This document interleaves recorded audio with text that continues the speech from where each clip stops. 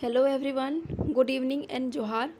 आप सभी का आपके अपने YouTube channel career maker Bundu by Dheeraj sir में स्वागत है।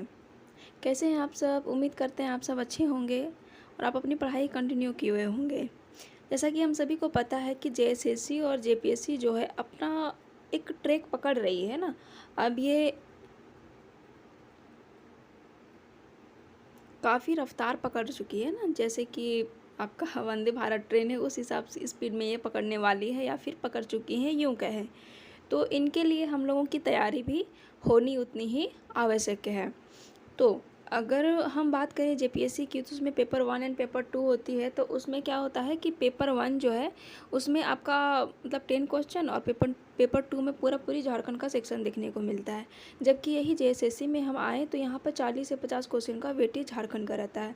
मतलब ये एक बहुत बड़ा पार्ट होता है झारखंड का एग्ज़ाम क्रैक करने के लिए, झारखंड का जीएस और जीके पे कमांड करना।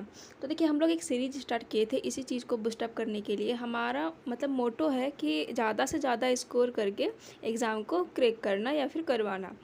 तो हम लोग झारखंड का आर्ट एंड कल्चर स्टार्ट किए थे। वहाँ पर हम लोग झारखंड की जनजातियाँ स्टार्ट किए थे ना। उसमें हम लोग देखे कि 33 प्रकार की जनजातियाँ हैं हमारे पूरे झारखंड में। 31वीं जनजातियाँ आपकी कोल है और 32वीं कवर है।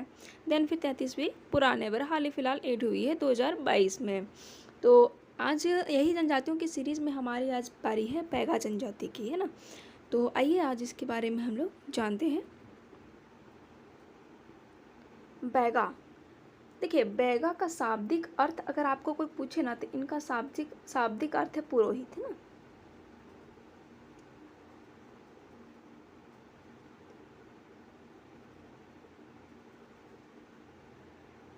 पुरोहित क्या है? शाब्दिक अर्थ है बैगा का। अब महत्वपूर्ण बातें कहें या फिर परिचय कहें, बैगा झारखंड की एक उपेक्षित जनजाति है। अगर आपको बोला जाए क्वेश्चन पेपर में कि उपेक्षित जनजाति झारखंड की किस जनजाति को कहा जाता है तो वो आपका है बैगा जनजाति। इस जनजाति का संबंध प्रोटो ऑस्ट्रोलॉइड परिवार से है। अन्य जनजातियों की भाषा अन्य जनजातियों की अनुसार इनका भी क्या है कि इनका भी संबंध है जो प्रोटो ऑस्ट्रोलॉइड परिवार से है। इनका मुख्य संकेंद्रण जो है वो कहाँ पर है तो पलामू प्रमंडल, रांची, हजारीबाग और सिंहभूम क्षेत्र। यानी कि ये जो एक अगर आपको क्वेश्चन में पूछ लेता है कि यहाँ की उपेक्षित जनजाति कौन सी है तो आपकी हो जाएगी बैगा। और बैगा का शाब्दिक अर्थ क्या होता है तो वो होता है आपका पुरोहित। इस जनजाति का संबंध भी क्या है अन्य जनजातियों की आधार मतलब के अनुसार इनका भी है प्रोटो ऑस्ट्रोलॉइड। और इनका संकेंद्रण कहाँ है तो पलामू प्रमंडल, रांची, हजारीबाग और सिंहभूम क्षेत्र। अब देखेंगे कि बैगा जनजाति की समाज और संस्कृति किस प्रकार की होती है।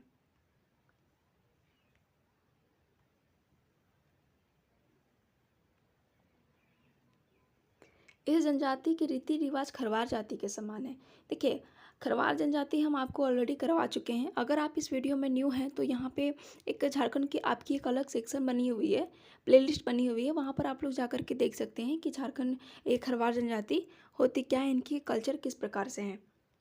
इनमें संयुक्त परिवार की व्यवस्था पाई जाती है, यानी कि आपको यहाँ पे जॉइंट फैमिली देखने को मिलेगी। अगर आपके दादा लोग 5 भाई हैं तो वो लोग सब साथ में होंगे। आप अगर फादर जनरेशन में आए तो पापा के जनरेशन में आए तो अगर पापा लोग 3 4 5 6 जितने भी भाई हैं सब साथ में रहेंगे। इस प्रकार पे वहाँ पर क्या है जॉइंट फैमिली की या फिर संयुक्त परिवार की व्यवस्था पाई जाती है। बैगा की सामुदायिक पंचायत का मुखिया मुकद्दम कहलाता है। यानी कि देखिए हर समुदाय का अपना एक मुखिया मतलब एक पंचायत होता है। तो उसी प्रकार क्या है कि बैगा का जो सामुदायिक पंचायत है उनका मुखिया क्या कहलाता है तो मुकद्दम। वैद्य कार्य और तंत्र मंत्र में निपुण जनजाति होती है। अगर आपको ये भी पूछ लिया जाए कि वैद्य कार्य और तंत्र मंत्र में निपुण कौन सी जनजाति है तो वो आपकी है बैगा जनजाति।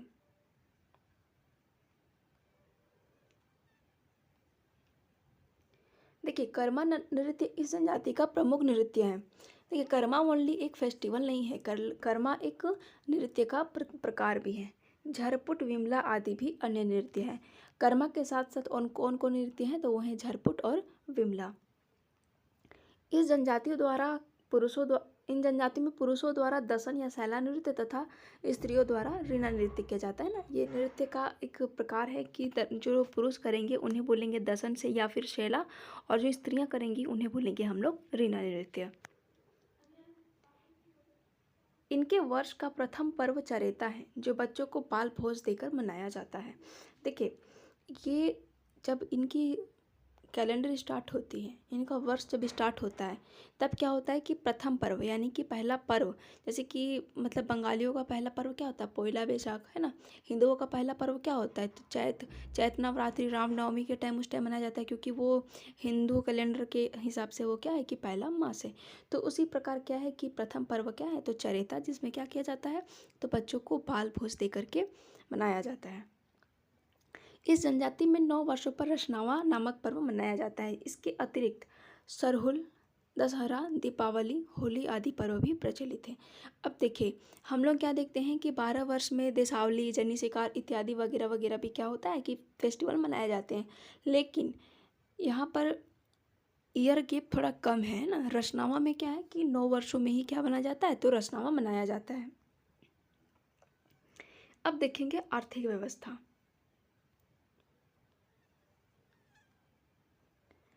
इनका प्रमुख पेशा वैदिक कार्य तथा तंत्र मंत्र है। इनके अतिरिक्त खाद्य संग्रह व मजदूरी का भी कार्य करते हैं।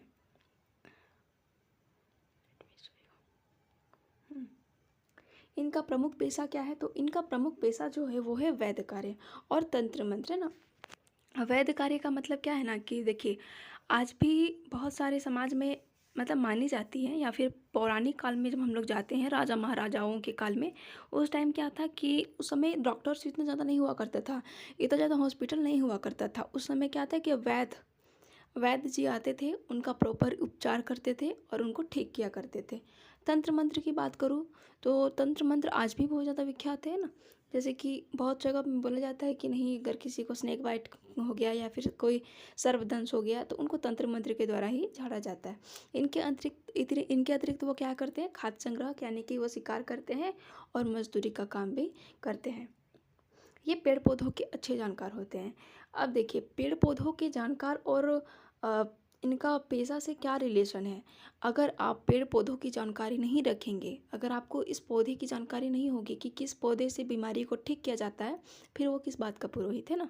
तो यही होता है कि इनका मुख्य जो पेशा है वैद्य है, और इनको पेड़ पौधों की बहुत अच्छी जानकारी होती है। क्यों? क्योंकि इनको इनको वहाँ से मेडिसिन भी बनानी पड़ती है। अब देखिए, अब क्या है कि धार्मिक व्यवस्था। यह जनजाति का प्रधान देवता कौन है, बड़ा देव, जिसका निवास स्थल किनको माना जाता है, तो साल वृक्ष या फिर सरई का पेड़ को माना जाता है। देखिए, हर जनजाति में क्या था कि अपना अपना बड़ा देव था या प्रधान देव थे। वो क्या थे, सिंगबोंगा थे। ये जनजाति में क्या है, तो यहाँ पर बड़ा देव को माना जा रहा है। ठीक है, इनका निवास स्थल कहाँ माना जाता है, तो ये माना जाता है साल वृक्ष, जिनको हम लोग आम भाषा में बोलते हैं सरई या फिर सखुआ। यह जनजाति बाघ को पवित्र पशु मानती है। देखिए, जब हम लोग PYQs करेंगे तब देखेंगे कि ये क्वेश्चन पूछा हुआ है ना कि कौन सी जनजाति बाघ को पवित्र मानती है, तो वो आपकी है बैगा जनजाति। तो देखिए, ये जो जनजाति है ना बैगा, ये सब थोड़े से छोटे छोटे जनजाति आ रहे हैं। ठीक है, तो यहाँ तक हो गई आपकी बैगा जनजाति कंप्लीट। यहाँ तक आपको समझने में अगर कोई दिक्कत है तो आप लोग कमेंट सेक्शन में कमेंट कीजिएगा, और टेलीग्राम चैनल में भी जुड़कर वहाँ पे आप हमसे पर्सनली पूछ सकते हैं, या फिर ग्रुप में पूछ सकते हैं। आज की क्लास यहीं तक है। ठीक है, और देखिए, अभी बहुत जल्द आपका मार्केट में ये बुक आने वाली है, JSSC परीक्षा मित्र पंच परगनिया संपूर्ण गाइड। आपका ये किसी भी प्रकार का एग्जामिनेशन हो, JPSC या JSSC लेती है ना। जैसे JSSC हो गई, अपना CGL का भी इससे काफ़ी क्वेश्चन आया था, है ना। अभी हाल फिलहाल में आपका सहायक आचार्य था, उसमें क्या था कि पंच परगनिया आपको इसी बुक से मतलब देखने को मिली थी। JTET हो गया, LDC हो गया, या फिर और आने वाले फील्ड वर्कर वाले एग्ज़ाम है। जितने भी एग्ज़ाम है, अगर आप लोग पेपर 2 PPG से किए हुए हैं, यानी कि पंच परगनिया से किए हुए हैं, तो ये बुक बहुत जल्दी आपकी आने वाली है ना। आप लोग ज़्यादा से ज़्यादा इस बुक को सपोर्ट करें। आपके ये नियर बाय स्टोर और फ्लिपकार्ट और अमेजन में भी अवेलेबल हो जाएगी। देखिए, यहाँ पे लिखा हुआ ना, उत्पाद सिपाही, झारखंड पुलिस क्षेत्रीय कार्यकर्ता, LDC, JTET, वनरक्षी इत्यादि सभी एग्जामिनेशन का ये एक हेल्पफुल का मतलब साबित होगा ये बुक, है ना।